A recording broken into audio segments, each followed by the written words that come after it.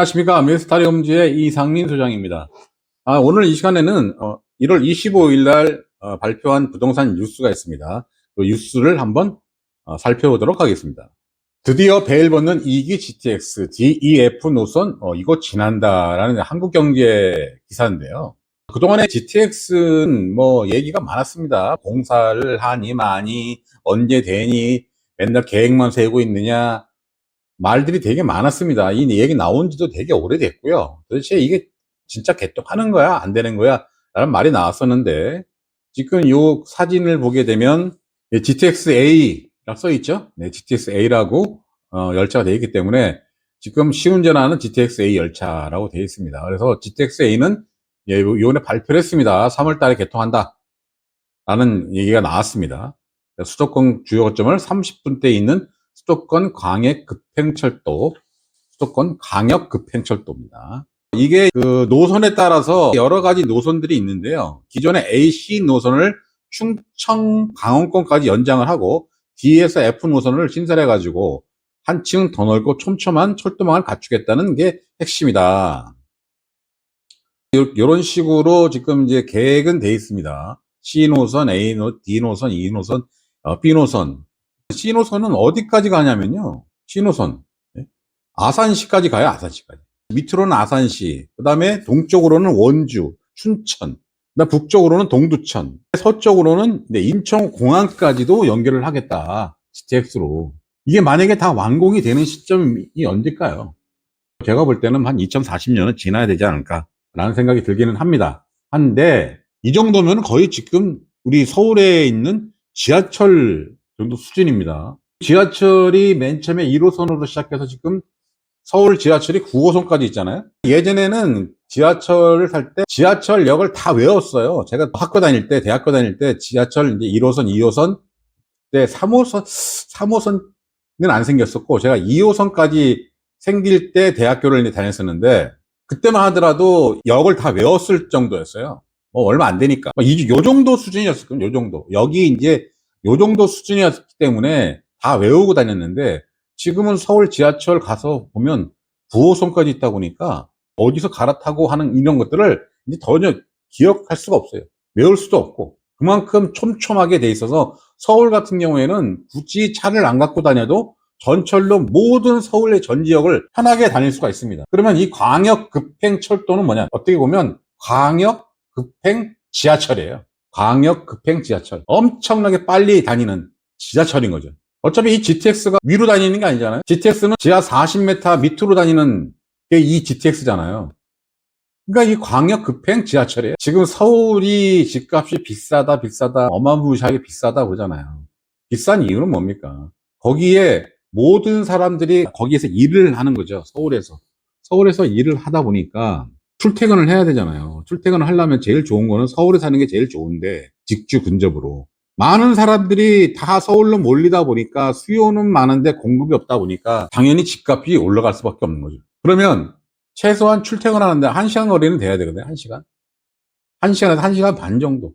뭐 크게 봐서 1시간 반 정도도 감수하고 다닐 수가 있습니다. 그러면 1시간 반 안에 이 서울에 출퇴근할 수 있는 이런 교통망이 생긴다면 굳이 서울에 살아야 될 이유가 있을까요? 집값도 비싼데 집 하나 살라 그러면은 평생 30년 동안 돈을 모아도 못 사는 그 집을 또 대출 내서 산다 쳐도 그 이자를 감당하기가 어렵잖아요. 그 이자 내느라고 다른 일을 할 수가 없는 거예요. 그러느니 이러한 철도망이 만약에 조성이 된다면 여러분들 굳이 여기 안 살아도 되잖아. 수원 살아도 되고 화성 살아도 되고 오산 살아도 되고 정말 아산까지 살아도 되고 저 위로 봐서 동두천, 옆에 춘천, 원주 이런 데 살아도 출퇴근하는데 1시간 안에 다 들어온다는 거죠. 1시간 안에 서울로.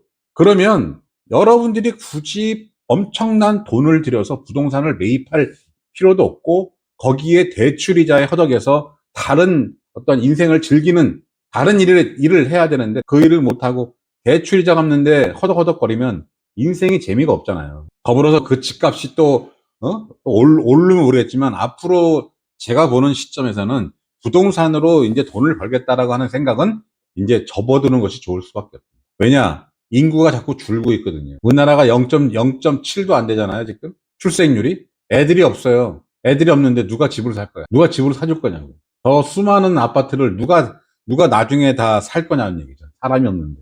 외국인들 수입해가지고 외국인들이 살까요? 이제는 아파트, 내가 이 주택이라고 하는 것은 마인드를 바꿔야 됩니다. 이제는 내가 거기에 거주의 목적으로 생각을 해야지, 그거 사가지고 예를 들어서 10억이라도, 10억짜리 사서 12억, 13억이 될 거라는 이런 환상에 빠져가지고 앞으로 집을 사시면 안 된다는 거죠. 집은 내 거주의 목적으로만 나는 앞으로 사겠다라고 한다면 굳이 서울에 있는 비싼 주택을 사야 될 이유가 하나도 없다.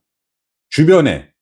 그러니까 여기 GTX가 닿는 이곳은 이제 앞으로 서울입니다. 메가 서울이라고 보시면 돼요. 메가 서울. 큰 그림의 메가 서울입니다. 서울이 이만큼 커지는 거죠. 왜냐? 1시간 내에 다 들어오는데, 서울에. 서울 중심부로 1시간 내에 다 들어오는데, 많이 길어야 1시간 반. 여러분들 서울 끝에서 끝까지 만약에 차 타고 가보세요. 1시간 반 안 걸려요? 1시간 반 걸려요. 전철?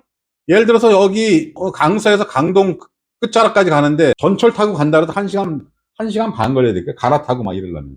그런 거로 따져봤을 때 이 교통망, GTX의 이 교통망이라고 하는 것은 어마무시한 겁니다. 우리나라의 삶을 바꿔버립니다. 근데 어떤 분들은 뭐 이제 댓글 다는 분들 보면 여러 얘기가 많습니다. 어? 뭐 설마 되겠어? 이거 언제 되겠어? 언제 됩니다. 네. 언제 됩니다, 이거. 이게 언제 될지는 모르죠. 언제 다 완공될지는 몰라요. 모르는데, 완공은 됩니다. 이거 다 돼요. 그런 식으로 비꼴 필요 없습니다. 우리나라 그 경부 고속도로를 제일 처음에 박정희 대통령이 경부 고속도로를 만들려고 할 때 모든 사람들이 뭐라 그랬죠? 그거 뭐하러 만드냐고. 응? 그거 뭐하러 만드냐고 얘기했습니다. 그때 당시에 김대중, 김영삼 대통령, 그때 당시에 이제 뭐 국회의원이었겠죠. 그 사람들이 뭐라고 그러는지 아세요? 그 경부고속도로 만들면 부자들만 거기 다닌다 해서 부자들만 이용하는 그 도로가 될 것이다. 지금 경부고속도로 부자들만 이용합니까? 말도 안 되는 소리를 한 거죠. 말도 안 되는 소리를.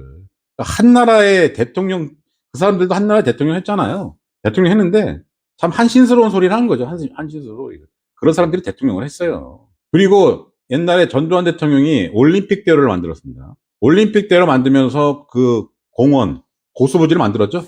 거기 공원 만들어가지고 사람들이 거기서 이제 여가를 즐길 수 있게 한다고 해서 만들어 놨더니, 야당이 그때 뭐라 그랬습니까? 거기에 누가 차를 갖고 다닐 거라고 그런 도로를 만드느냐?